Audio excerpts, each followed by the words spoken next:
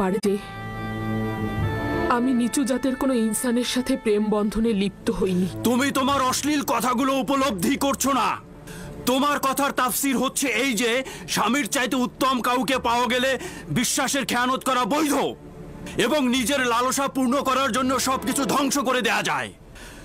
অভিশাপ জুলেখার মতো কামনা বাসনার অধিকারী নারীদের উপর এবং অভিশাপ আমার মতো পুরুষের উপর, যে কিনা জুলেখার পাপকে ঢাকতে একজন নির্দোষ যুবককে জেলে পাঠায়।